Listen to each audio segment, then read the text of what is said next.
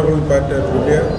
మరి ఆ పార్టీ తరఫున నేను మీకు ఈ రోజున శుభాకాంక్షలు తెలియజేస్తున్నా. మరి ఈ రోజున ప్రపంచంలోనే అరుదైన గొప్ప రోజు భారతదేశానికి. ఎందుకంటే 100 ఏళ్ల చరిత్ర వేరు, 75 సంవత్సరాల చరిత్ర వేరు. అట్టడుగు ఉన్నటువంటి జనాలందరికీ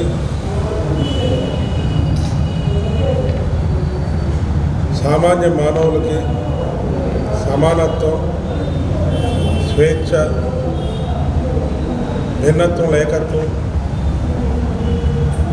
అన్ని మతాలకు, అన్ని కులాలకు, అన్ని వర్ణాలకి, అన్ని వర్గాలకి, అన్ని ప్రాంతాలకి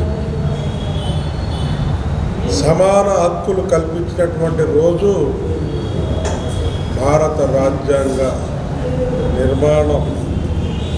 ఈ రోజున నవంబర్ 26వ తారీఖున డాక్టర్ బాబాసాహెబ్ అంబేద్కర్ ఇచ్చినటువంటి రోజు భారతదేశానికి చీకటి నుండి వెలుగునిచ్చిన రోజు అని చెప్పి మీ అందరికీ తెలియజేస్తున్నాను. మరి ఉన్నటువంటి భారత ప్రధానమంత్రి గారు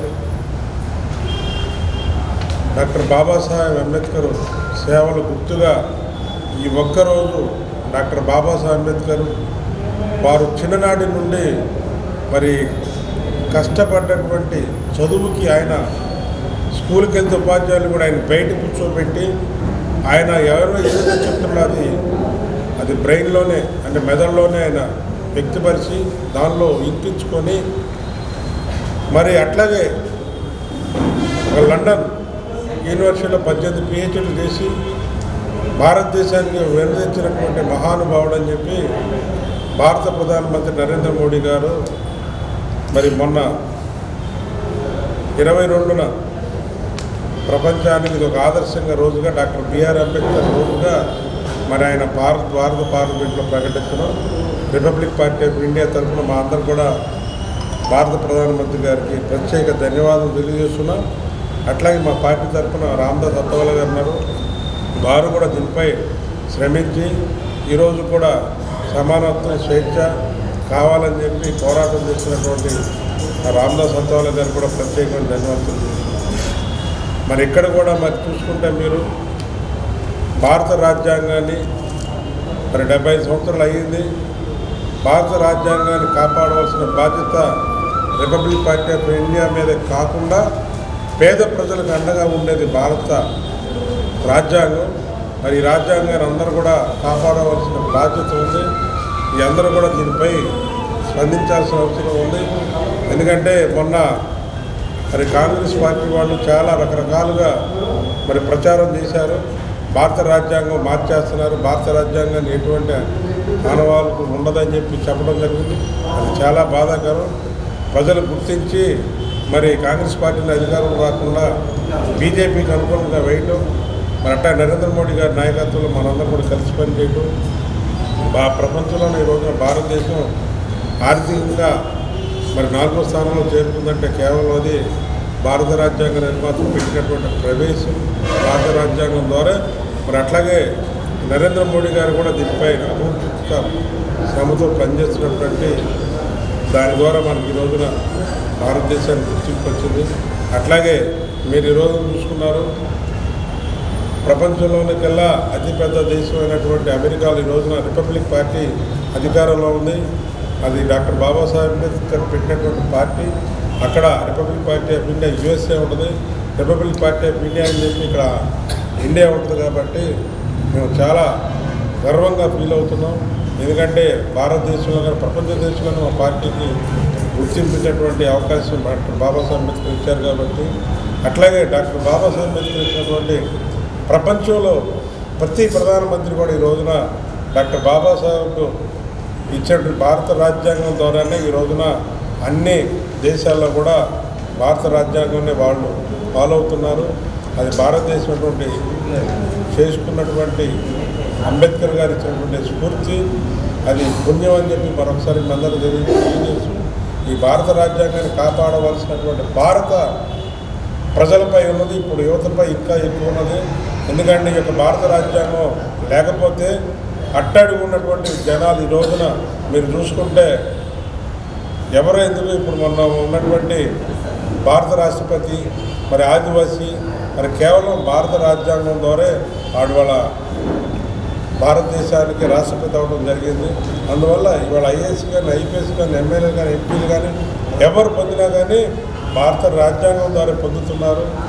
మరి వాళ్ళందరూ కూడా భారత మరి రాజ్యాంగాన్ని గుర్తించి దాని సేవలు మీరందరికీ మేము ఒకటే చెప్తున్నా, భారతదేశంలోనే కాదు ప్రపంచంలో ఎవరికైనా సరే కులాలకి మతాలకి వర్ణాలకి వర్గగారికి అందరికీ సమానంగా హక్కులు కల్పించేది ఒక్క భారత రాజ్యాంగం అని చెప్పి మీరందరూ గుర్తుంచుకొని ఇప్పుడున్న యువత భారత రాజ్యాంగం చదివి పేద ప్రజలకు మీరందరూ కూడా ఉండాలని చెప్పి కోరుకుంటూ ఈరోజు 75వ రాజ్యాంగం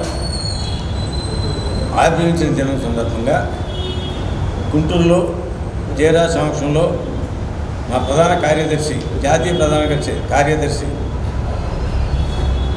పేరం శివనాగేశ్వరరావు గౌడ్ గారితో ఈరోజు ఇక్కడ కూర్చొని ఈరోజు మాట్లాడినందుకు నాకు చాలా ఆనందంగా ఉంది. రిపబ్లికన్ పార్టీ ఆఫ్ ఇండియా అనే ఒక నామంతో ప్రపంచ దేశాల్లో ఆర్థిక వ్యవస్థకి బాగా గట్టిపడిపోయిన మన అమెరికాలోనే మన రిపబ్లికన్ పార్టీ ఆఫ్ ఇండియా ఆవిర్భవించింది. దానికి సంతోషం. ఇందాక అన్నగారు చెప్పినట్టు అక్కడ ఆర్పిఐ యుఎస్ అని ఉంటుంది, ఇక్కడ ఆర్పిఐ ఇండియా, ఏది రెండు ఒకటే.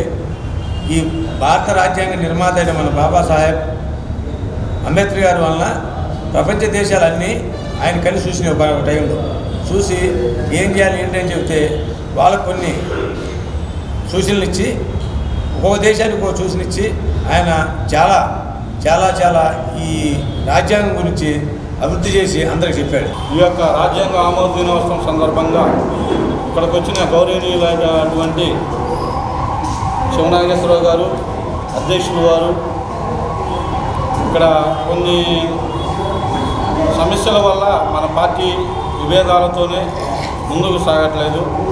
అలాగే ఈ యొక్క పార్టీని ముందుకు తీసుకెళ్లాలనే ఉద్దేశంతో అధ్యక్షుల వారిని 2-3 సార్లు కలిశాము. అలాగే వారు ఒప్పుకున్నారు సంతోషంగా.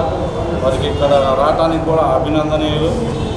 ఈ యొక్క కార్యక్రమానికి ఎంతో కృషి చేసిన కొంతమంది వ్యక్తులు వాళ్ళను ఏదో అయినా కానీ కూడా అందరూ కలిసిగా వెళ్దాం అనుకున్న భావంతో ఉంటాం. నాకెప్పుడు కూడా ఎవరి మీద కూడా విభేదాలు ఉండవు. ఈ యొక్క అంబేద్కర్ ఈ యొక్క విధానంలో ఎనీ టైము అన్ని వేళలా నేను కృషి చేస్తాను. అలాగే ఈ జిల్లాలో అనేకమైన సమస్యలు ఉన్నాయి. అధ్యక్షుల వారికి శివనాగేశ్వరరావు గారికి ఈ యొక్క గ్రామాలు కానీ ఒక సిటీలో ఉన్న పేటలు కానీ వారి యొక్క సమస్యలని మా యొక్క ద్వారా వారికి విన్నవించుకుందామని అనేక సార్లు కూడా మేము వెళ్ళడం జరిగింది. ఈ కార్యక్రమాల్లో ప్రతి ఒక్కరికి నా హృదయపూర్వక వందనాలు. ఈ రాజ్యాంగం ఆమోద దినోత్సవం రోజు మనం ఒక పండగ వాతావరణం చేసుకున్నాం. ఎందుకంటే బాబాసాహెబ్ అంబేద్కర్ ఈ రాజ్యాంగాన్ని రాయడానికి అహోరాత్రులు కష్టపడి ఆయన sugar patient, urine track bag కూడా వెళ్తుంటే కూడా ఒక కాలుకి ఫ్యాన్ కట్టుకొని బాబాసాహెబ్ అంబేద్కర్ ఈ రాజ్యాంగాన్ని పూర్తి చేయడం జరిగింది. తెల్లవారు రాసినప్పుడు రత్తు ఇంటికి వెళ్ళి మళ్ళీ తెల్లవారు వచ్చినప్పుడు తన ప్రియ శిష్యుడు రత్తు గారిని, రత్తు నువ్వు ఇంకా ఇంటికి వెళ్ళలేదంటే లేదు బాబా మరలా తెల్లవారి నేను వచ్చాను డ్యూటీకి అని చెప్పినప్పుడు బాబాసాహెబ్ అంబేద్కర్ ఓహో తెల్లవారులు నేను వెలుగుతూ ఉన్నానా అని చెప్పి బాబాసాహెబ్ అంబేద్కర్ ఈ రాజ్యాంగాన్ని రాసి ఈరోజు కాన్స్టిట్యూషన్ని భారత రాజ్యాంగాన్ని అమలు చేయండి, డెమోక్రసీ కంట్రీని ఈ రాజ్యాన్ని పరిపాలించే అధికారులకి అప్పచెప్పిన రోజు.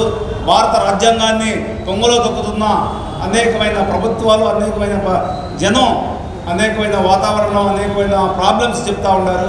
బాబాసాహెబ్ అంబేద్కర్ రాజ్యాంగాన్ని మార్చే శక్తి ఏ గవర్నమెంట్కి లేదని చెప్పి ఈ సభాముఖం తెలియజేసుకుంటూ ఆర్పిఐ పార్టీ అమెరికాలోను ఇండియాలోను మరియు రెండు కూడా ఒకటేనని చెప్పి ఈ సభాముఖం తెలియజేసుకుంటూ ఈ యొక్క కార్యక్రమం మన రిపబ్లికన్ పార్టీ తరఫున జరుపుకోవటం మన అదృష్టంగా భావిస్తున్నాం.